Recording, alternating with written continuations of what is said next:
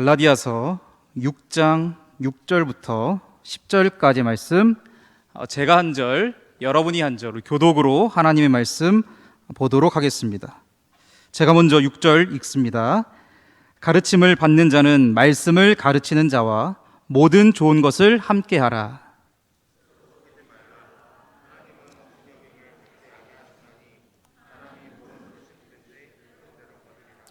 자기의 육체를 위하여 심는 자는 육체로부터 썩어질 것을 거두고 성령을 위하여 심는 자는 성령으로부터 영생을 거두리라.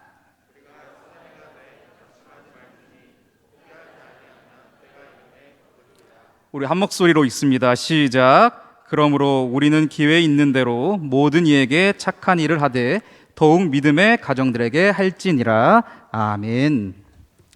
한 주간 동안 잘 지내셨습니까? 저도 잘 지냈습니다. 얼마나 잘 지냈는지 옛날에 뚱뚱할 때 입었던 옷인데요, 이렇게 많이 빠졌습니다. 운동을 하고 있습니다. 저녁에 하루에 그래도 10,000걸음은 걸어야겠거니 해서 저녁에 10,000걸음을 안 걸으면 그 10,000걸음을 채우고 자려고 노력하고 있습니다. 저희 집 근처에는 산도 있고 논도 있던 거를 근래에 들어서 알았습니다. 산만 있는 줄 알았는데 걷다 보니까 개구리 소리가 들려요. 그래서 고개를 살짝 돌아봤더니 산자락 끝에 조그마한 논이 있었습니다. 모내기를 마친 논이어서 아직은 작은 모만, 벼 이상만 있지만 가만히 생각해 보니까 어느샌가 저게 빽빽하게 자라서 노랗게 변하면 그때는 벼 이삭들이 풍성하게 맺혀질 것 같은 그런 생각이 들었습니다. 여기 계신 분들 중에 농사를 지어보신 분들 별로 없으실 거예요. 근데 오늘 본문에 보면 갈라디아에서 사도 바울도 성령으로 심고 성령의 열매를 거둬야 할 것을 농사의 비유를 들어서 우리에게 말씀하고 있습니다. 7절 말씀에 스스로 속이지 말라. 하나님은 업신 여김을 받지 아니하시나니 사람이 무엇으로 심든지 그대로 거두리라. 아멘. 말씀하고 있습니다. 사도 바울은 갈라디아에서 성령으로 심는 것과 육체로 심는 것, 이 두 가지에 대해서 말씀하고 있는데 지금 이 말씀을 듣는 우리는 과연 무엇으로 심고 있는지 좀 우리의 삶을 돌아보면서 나는 정말 하나님 앞에 성령으로 거룩한 것으로 심고 있는지, 아니면 내 개인적인 육체적이고 욕심적인 정욕적인 것을 심고 있는지 이 시간 잠깐 돌아볼 수 있었으면 좋겠습니다. 콩 심은 데 콩 나고 팥 심은 데 팥 난다 라는 이 속담은 누구나 다 아는 속담이고 진리임에는 분명합니다. 무엇을 심느냐에 따라서 거두는 것이 달라집니다. 야곱의 일생을 창세기 읽어보면 야곱은 하나님의 그 복을 받기 위해서 좋지 못한 방법을 씁니다. 속입니다. 어머니와 함께 아버지를 속입니다. 그리고 그전에는 형이 배고픈 틈을 타서 장자의 권리를 쉽게 얻어냅니다. 아버지도 속이고 형을 속여서 장자의 축복 권한을 그가 받았고 또 그렇게 축복을 받았지만 이 속인 결과로 인하여서 성경을 잘 읽어보면 야곱이 도리어 얼마나 많은 사람들에게 얼마나 여러 번 속임을 당했는가 잘 알 수 있습니다. 형이 두려워서 외삼촌 라반의 집으로 피해갑니다. 근데 거기에서 사랑하는 여인을 만납니다. 외삼촌에게 2딸이 있었는데 동생인 라헬을 사랑합니다. 그래서 외삼촌에게 나가서 구합니다. 외삼촌, 저 라헬이랑 결혼시켜주세요. 그래, 오케이. 대신에 7년을 일해야 해 라고 말합니다. 그래서 좋습니다 하고서 결혼식을 했어요. 그런데 결과 여러분 다 아시죠? 예, 사랑하는 여인인 동생 라헬과 결혼하지 못하고 첫날 밤에 언니 레아하고 잡니다. 외삼촌에게 속임을 당하고 레아에게 속임을 당합니다. 외삼촌, 저는 라헬이랑 결혼하려고 했는데요. 우리 동네에는 큰딸부터 시집 가야 돼. 다시 7년 일해. 그래서 14년을 일하게 됩니다. 그리고 야곱이 외삼촌 댁에서 총 20년의 세월을 일을 합니다. 그리고 나중에 20년 일을 채우고 나올 때에 외삼촌에게 불평하듯 말하는데 제가 20년 동안 외삼촌께서 10번이나 제 품삯을 바꿨습니다. 외삼촌은 자기 딸도 줄 때 속여서 야곱에게 주더니 그 일한 품삯까지 속여 주었다라고 야곱이 말하는 것을 볼 수 있습니다. 야곱이 여기에서 속임이 끝났으면 얼마나 좋겠습니까마는 나중에 노년에 얻은 아들 요셉이 너무 귀했는데 그 아들이 다른 형제들에게 미움을 받아서 죽임을 당할 뻔하다가 겨우겨우 애굽의 종으로 팔려갑니다. 그리고 그 형들이 동생의 옷을 찢고 피를 묻혀서 죽었다라고 아버지를 속입니다. 야곱의 이름은 속이는 자라는 뜻을 갖고 있었습니다. 그런데 정작 야곱의 삶은 속임을 당한 자의 삶을 살았습니다. 속이는 것으로 심고 속이는 것으로 거두었다라는 것입니다. 이 말씀을 들으면서 우리는 한 가지 두려운 생각을 해야 합니다. 지금 내가 과연 좋은 것을 심고 있는지, 나쁜 것을 심고 있는지. 다른 말로 바꿔서 말하면 미움을 심으면 여러분들이 무엇을 거둘까요? 미움을 걷게 됩니다. 원망과 불평을 심으면 여러분들이 무엇으로 거둘까요? 원망과 불평을 거두게 됩니다. 게으름과 나태함으로 심으면 우리는 결국 그러한 열매를 거둘 수밖에 없다라는 것입니다. 그래서 우리는 이 콩 심은 데 콩 나고 팥 심은 데 팥 난다는 것 같은 사람이 무엇으로 심든지 그대로 거두리라 하시는 이 진리의 말씀이 쉬운 말씀이고 잘 이해할 수 있는 말씀이지만 더 깊이 주의하고 더 노력하고 분별하는 마음으로 받아들여야 될 줄로 믿습니다. 사랑하는 우리 여디디아 헤세드 청년 여러분, 지금 여러분은 무엇을 심고 있습니까? 좋은 거 심고 있습니까? 나쁜 거 심고 있습니까? 중요한 건 심은 대로 그대로 거두게 될 것이라는 것입니다. 오늘 사도 바울은 우리가 읽진 않지만 6장 1절에 보면 용서의 씨앗을 심으라 라고 권면하고 있습니다. 6장 1절 말씀 제가 봉독해 드리겠습니다. 형제들아, 사람이 만일 무슨 범죄한 일이 드러나거든 신령한 너희는 온유한 심령으로 그러한 죄를 바로잡고 너 자신을 살펴보아 너도 시험을 받을까 두려워하라. 아멘. 죄를 지은 사람이 있으면 그 사람을 온유한 심령으로 바로잡아 주라라고 말합니다. 즉 용서해 주라라는 말입니다. 그런데 우리는 어떻게 합니까? 잘못한 사람이 있으면 쟤 잘못했어 하고 손가락질하기 쉽습니다. 어떻게 저런 일을 할 수 있지? 하면서 화내기 쉽습니다. 그런데 사도 바울은 죄를 지은 형제에 대해서 온유한 심령으로 대해야 되고 그에게 화를 내는 것이 아니라 그를 바로 잡아줘야 한다라고 말씀하고 있습니다. 우리는 용서의 씨앗을 심어야 합니다.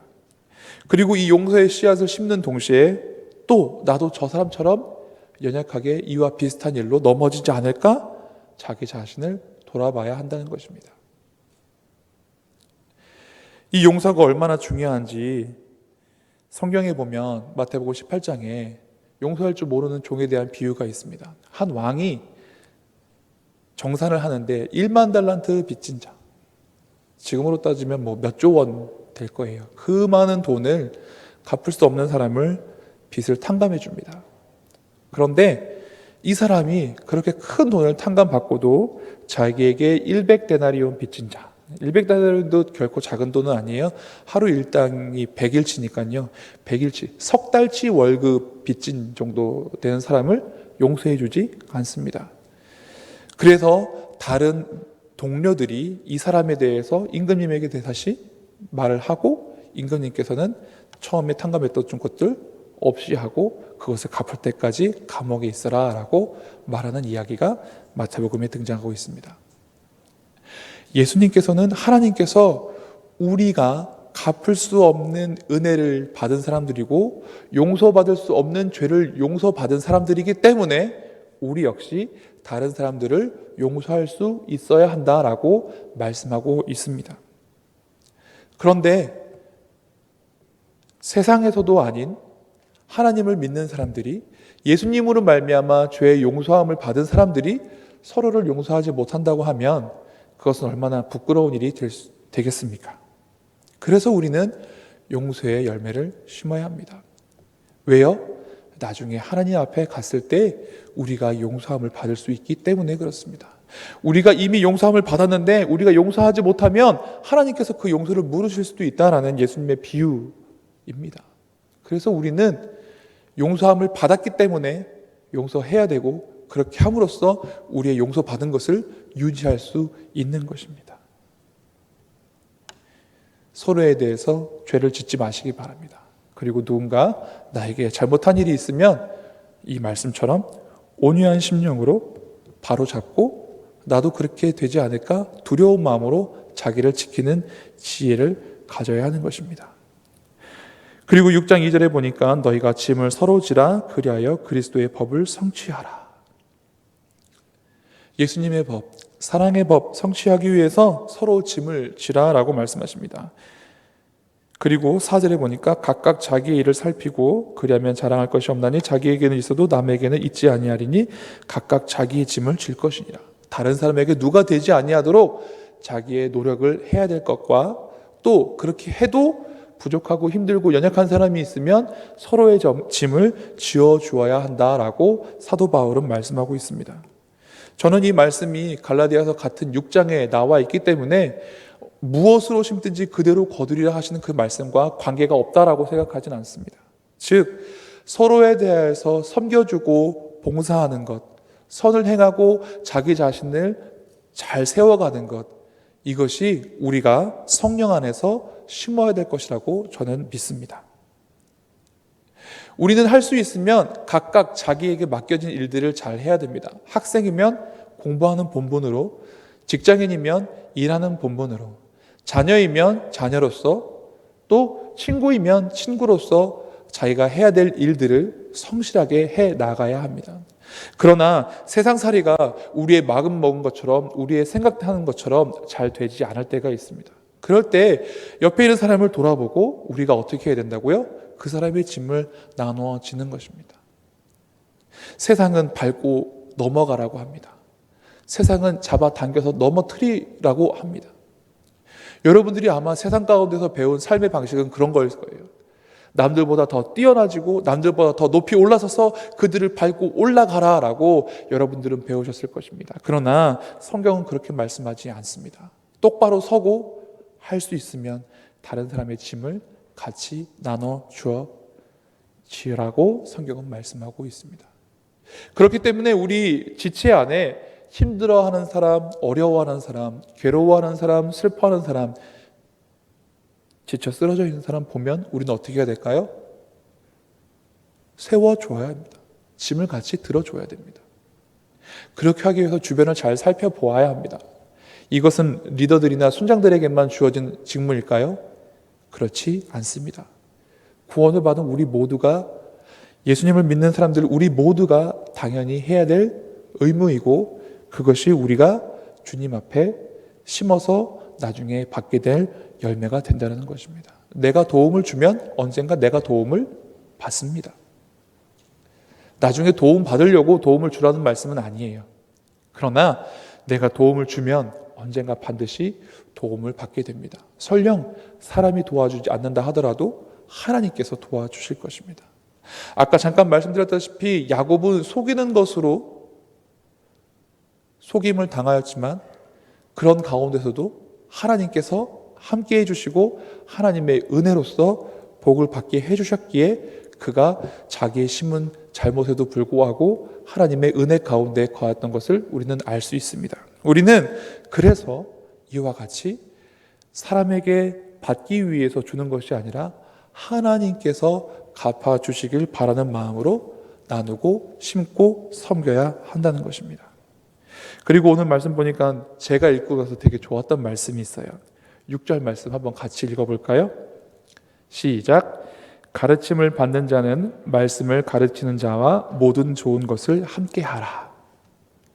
이거 목사님하고 이렇게 다 좋은 거 나누라는 말씀으로 들린다면 여러분 이거는 말씀을 온전히 이해하지 못하신 것 같아요.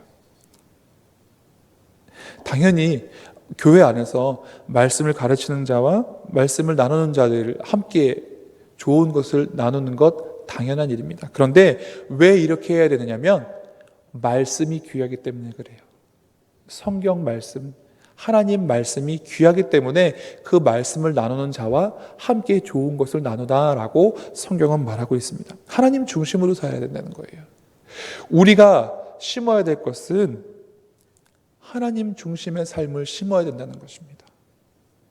내가 공부할 거 다 하고 놀 거 다 놀고 그 다음에 남는 것으로 심는 것이 아니라 하나님께 드릴 것을 먼저 구별해서 드리고 그 다음에 내가 공부도 하고 그 다음에 내가 놀기도 하고 그 다음에 내가 쉬기도 하는 겁니다. 그런데 많은 사람들이 이 순서를 바꿔서 해요. 바꿔서 어떻게 해요? 다른 것부터 한 다음에 그 다음에 교회 나오고 그 다음에 봉사하고 그 다음에 말씀 읽고 그 다음에 기도하고 그 다음에 예배하고. 여러분 어떠세요? 찔림이 있으세요? 아니면 저는 목사님 말씀대로 다 하고 있어요. 하시나요? 여러분들이 직장에 출근하셔서 책상에 딱 앉으시면 혹은 직장에 딱 도착하시면 먼저 기도하실 수 있기를 바랍니다. 하나님, 이 자리가 하나님께서 받으실 만한 자리가 되게 해주시고 하나님, 오늘 하는 이 일들이 하나님께서 기뻐하실 만한 일이 되게 해주세요. 그래서 우리의 직장에서 하는 일도 우리가 생활하는 모든 것들이 하나님께서 받으실 만한 것으로 바꾸어 나아갈 수 있는 것입니다. 여러분들이 학교에 요즘 코로나 때문에 못 가시죠? 모니터 앞에서 인강을 들으실 때 유튜브를 보시다가 혹은 다른 롤이나 이런 게임을 하시다가 수업을 듣는 게 아니라 그 시간 앉으셔서 뭐부터 하셔야 될까요? 기도부터 하시는 거예요. 하나님, 저희 하는 공부가 하나님께서 받으실 만한 공부가 되게 해주시고 하나님께서 선하게 사용되어 줄 수 있는 그런 아름다운 멋진 준비하는 기간이 되게 해주세요. 그러면 우리의 공부하는 것도 우리의 일하는 것도 하나님께서 받으실 만한 것이 되는 겁니다. 성경은 이런 표현을 씁니다. 모든 것을 주께 하듯 하라. 혹은 주님께서 주신 능력으로 하는 것처럼 하라라고 말씀하고 있습니다. 하나님 말씀 중심으로, 하나님 중심으로 살아가는 삶은 이러한 겁니다. 하나님 말씀 중심으로 산다는 것은 모든 것 다 버려두고 아무것도 하지 않고 산속에 들어가서 금식하면서 기도하는 것, 그런 삶이 아니라 내가 일을 해도 하나님의 영광을 위해서 하고 내가 공부를 해도 하나님 영광을 위해서 하고 사람들과 만나도 하나님 영광을 위해서 만나는 그런 삶을 사는 것, 그것이 하나님 중심, 말씀 중심의 삶인 것입니다. 우리는 할 수만 있으면 믿음의 공동체와 더 많은 시간들을 보내야 됩니다. 여러분들이 직장 생활을 하시거나 학업 생활을 하시거나 다른 사회적 만남을 가지실 수 있어요. 그것을 하지 말란 얘기는 아닙니다. 그러나 조금 더 비중을 두고 조금 더 중요하게 서로를 돌아보면서 말씀 중심으로 살아가야 될 공동체가 있다면 그것은 우리 헤세드와 여디디아라는 것입니다. 저는 하나님 믿어요. 예수님 잘 믿어요. 근데 꼭 굳이 예배를 드려야 돼요? 저는 주일 대예배 나가니까 청년부 예배 안 나가도 되죠? 하시는 분들도 있어요. 제가 뭐라고 할까요? 제가 뭐라고 말해야 될까요?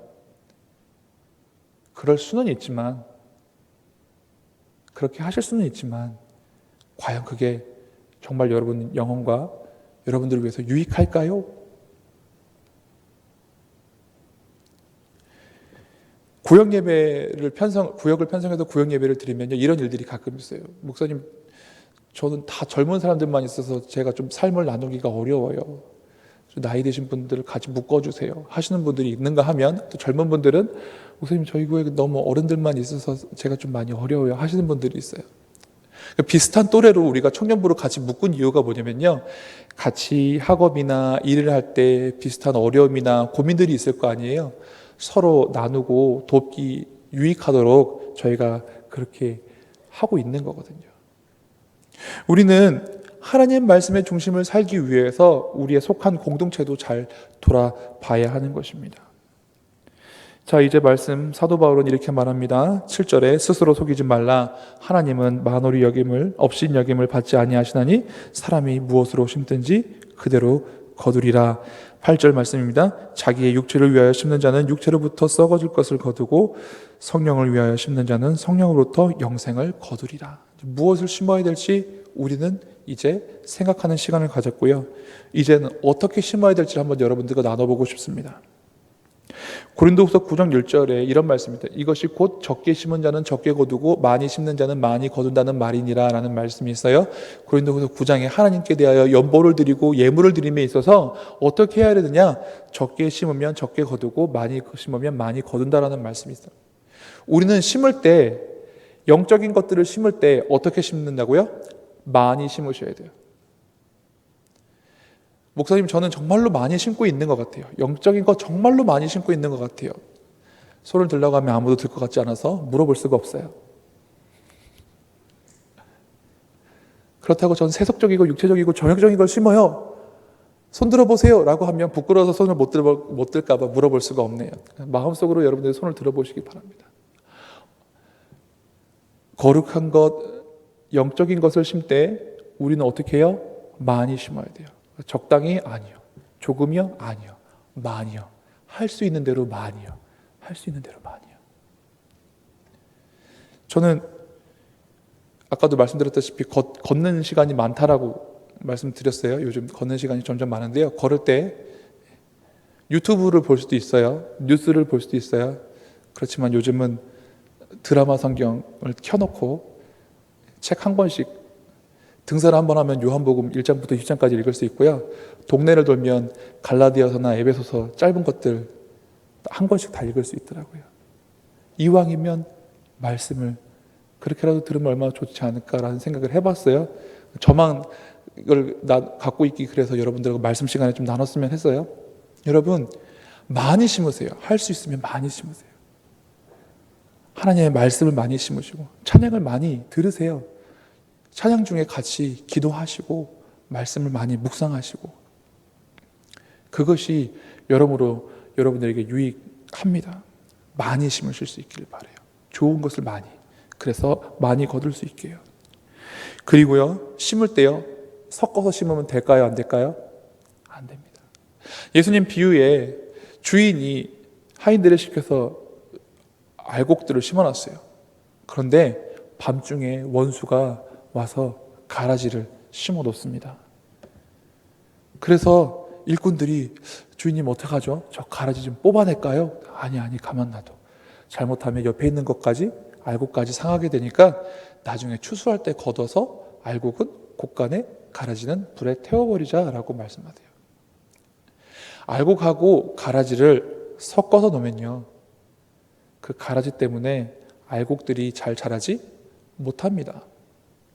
우리가 선한 것을 많이 심는데 무분별하게 중간중간에 악한 것을 같이 심어버리면 많이 심은 것이 타격을 입게 됩니다. 저는 여러분들이 할 수만 있으면 좋은 것들, 하나님 보시기에 아름다운 것들 많이 심기를 바라는데요, 기껏 많이 심어놓고 중간중간에 다른 거 심어놓고 안 좋은 거 심어놔서 그 좋은 것들 망칠까 봐 두렵습니다. 여러분, 인생의 가장 젊은 날, 너무나 멋있는 이 순간 하나님께 구별해서 한번 드려보시길 바랍니다. 여러분, 이때가 얼마나 아름답고 얼마나 멋있고 얼마나 소중한 때입니까? 사실은 이때 하고 싶은 것 너무 많죠. 가고 싶은 데도 너무나 많습니다. 할 수 있는 것도 너무나 많습니다. 그런데 그런 것들을 절제해서 하나님께 드려본다고 생각해 보세요. 하나님께서 너무나 기뻐하실 거라는 생각이 듭니다. 인생의 가장 황금기, 가장 꽃답고 멋있고 아름다운 이 때를 여러분들이 온전하게 구별해서 하나님께 드릴 수 있다면, 그래서 여러분들이 얼마나 아름다운 것들로, 멋있고 좋은 것들로 거둘까 생각해 본다면, 저는 지금 이 자리에 나와 있는 우리 헤세드 여디디아 청년들이 얼마나 지혜롭게 하나님 앞에서 살아가고 있는지 칭찬해주고 싶습니다. 그리고 사도 바울은 말합니다. 9절 말씀입니다. 함께 읽을까요?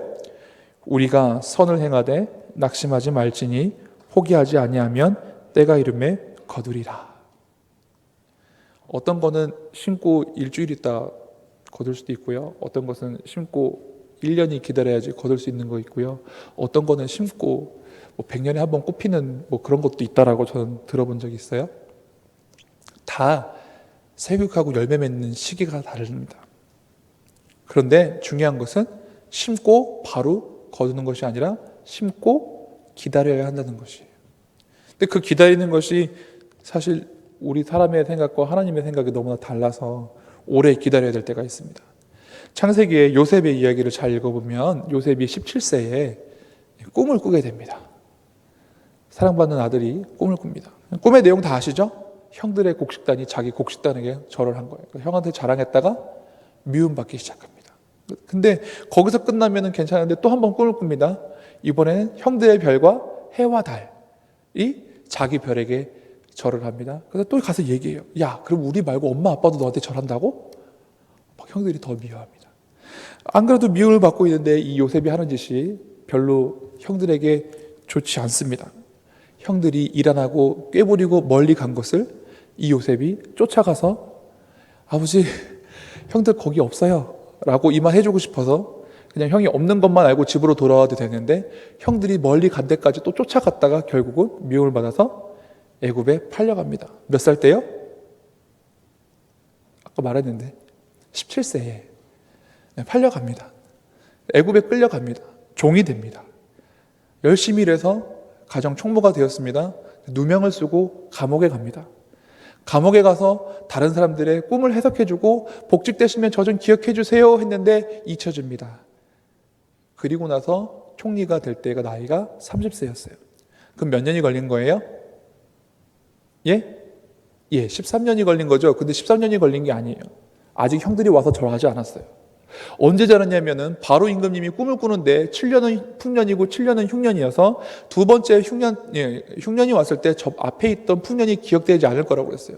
그래서 30살의 총리가 되었는데 7년의 풍년이 지나서 37살 그리고 흉년이 두 번째 해가 됐을 때 형들이 찾아옵니다. 몇 살이에요 그러면? 39살. 그렇죠. 17세에 주신 꿈이 39살 때 형들이 와서 결국 절을 하면서 이루어졌습니다. 목사님 너무 길어요. 저희는 좀 빨리빨리 열매 맺고 빨리빨리 거뒀으면 좋겠어요. 저도 여러분들이 그렇게 빨리빨리 거둘 수 있기를 소망하고 간절히 바랍니다마는 하나님께서 여러분들의 생각하신 것과 계획하신 것이 그렇게 안 될 수도 있다라는 것을 여러분들한테 말씀드리고 싶어요. 그럼 그때 여러분들이 포기해야 될까요? 주저앉아야 될까요? 그렇지 않습니다. 요셉은 주저앉지 않았어요. 팔려간 것도 억울한데 겨우겨우 올라섰더니 누명 쓰고 감옥에 가서 거기서 꿈 해석해주고 공로 인정받아서 바로 나올 수 있을 거라고 생각했는데 잊혀졌을 때의 그 슬픔이 그 고통이 얼마나 심했겠습니까? 그러나 성경을 잘 읽어보면 요셉이 그거에 대해서 하나님께 원망했거나 불평했다라는 말씀이 없어요. 요셉은 인내했어요. 그리고 요셉은 그 하나님께서 보여주신 꿈을 전적으로 믿었어요. 여러분 자신을 믿을 수 없으실지는 모르겠지만 하나님은 믿으실 수 있기를 바랍니다. 하나님은요 이스라엘 백성을 택하셨을 때 이스라엘 백성의 수요가 모든 민족보다 많아서 택하셨다라고 말씀하지 않아요. 오히려 너희가 모든 민족 중에 수요가 가장 적으니라 말씀하셨어요. 그런데 그 적은 민족을 하나님께서 씌우셨어요. 이스라엘 민족이 몇만 명이에요? 우리나라도 적은 땅덩이에 적은 인구지만 이스라엘은 우리나라 경상남북도만 하고 인구는 몇백만밖에 되지 않습니다. 천만 정도밖에 안 돼요. 본토에 사는 사람과 해외에 흩어져 사는 사람들 다 합쳐서 1000만이 안 돼요. 그런데 노벨상 수상자의 30%, 40%가 유대인이에요. 그리고 전 세계 지금 모든 부유함의 물질의 한 30%를 그 사람들이 다 차지하고 있대요. 그 사람들이 강해서요? 아니에요. IQ 우리나라보다 낮대요. IQ는 우리나라가 더 높대요. 이스라엘보다 IQ가 더 높대요. 우리나라 사람들이. 우리가 머리가 더 좋은데 그 사람들이 더 잘 살아요? 왜요? 하나님이 높여주시니까. 저는 그렇게 생각해요. 중동의 국가가 7일 전쟁을 했어요. 군사력으로 따지면 이스라엘이 질 수밖에 없었어요. 근데 이스라엘이 이겼어요. 7일 만에. 어떻게 해요? 약속의 말씀을 믿고 그 싸움도 굉장히 불리하게 시작했대요. 아랍 중동 사람 이슬람의 안식이라고요, 유대인의 안식이라고요, 반나절이 차이가 납니다. 이스라엘 사람들은 저녁이 되면 아침이 되면 하면서 이렇게 저녁부터 하루가 시작되고요, 아랍 사람들은 반나절을 더 일찍 시작해요. 그래서 아랍 사람들, 그러니까 무슬림이 안식일이 일찍 끝내놓고 바로 공격을 했어요. 근데 그 기간 동안에는 이스라엘이 아직 안식일이 안 끝난 거예요. 싸울 수가 없었어요. 폭격을 받는데 참고 있었어요. 그리고 이스라엘이 안식일을, 유대인들의 안식일을 다 마친 다음에 반격을 한 거예요. 그런데 7일 만에 쪽수도 딸리고 공격을 먼저 당했는데도 불구하고 이스라엘이 이겼다는 거예요. 하나님이 개입하시면 그런 것들이 가능하다라고 저는 믿습니다. 저는 근데 하나님이 여러분들의 삶에도 그렇게 개입하실 수 있기를, 개입해 주시기를 바라요. 그래서 내 능력이나 내 지혜는, 내 힘 자체는 이것들을 버텨내거나 인내하거나 기다릴 수 있는 힘이 부족하다 할지라도 우리 청년들은 하나님을 의지함으로, 하나님께서 붙잡아 주심을 바람으로 인내할 수 있기를 바랍니다. 그러면 마침내 오늘 있는 말씀처럼 포기하지 아니하면 때가 이름에 거두리라. 그것은 여러분들의 삶 가운데 거두실 수 있는 것이 될 수도 있고요, 언젠가 하나님 나라, 하나님 앞에 가서 하나님께 드릴 열매가 될 수도 있는 것입니다. 사도 바울은 10절에 이렇게 말합니다. 그러므로 우리는 기회 있는 대로 모든 이에게 착한 일을 하되 더욱 믿음의 가정들에게 할지니라. 겉으로 드러나는 것은 하나님이라는 것이 하나님이 생략되어 있지만 하나님이 함께 해주심으로 하나님이 주신 이 선한 일들, 영적인 것들을 기회 있는 대로 모든 이들에게 하되 더욱 믿음의 가정들에게 할지니라. 지금 옆에 계신 분들 살짝 봐주세요. 우리가 영적인 것을 심고 선을 행하고 착한 일을 해야 될 대상이 바로 여러분 눈앞에 있습니다. 바로 여러분 옆에 같이 함께 선한 것, 영적인 것을 심어 나가야 될 사람들, 동역자들이 있습니다. 우리는 하나님이 부르신 밭에 같이 일할 동역자들이에요. 바라기는 우리가 열심히 심어서 더 많이 거둘 수 있기를 바랍니다. 또 영혼 구원도 이제부터 더 많이 이루어질 수 있기를 바라요. 세상은 지금 이 코로나 사태로 인해서 점점 위축되어지고 잘 모이지 못하고 있습니다. 그러나 우리는 이번 기회에 더 영적으로 깨어서 더 많이 심고 더 많이 기대함으로 더 많은 영혼들을 하나님께 이끌고 나올 수 있고, 여기 옆에 보이는 이 빈자리를 더 많이 채워나갈 수 있기를 간절히 소망합니다. 기도하겠습니다.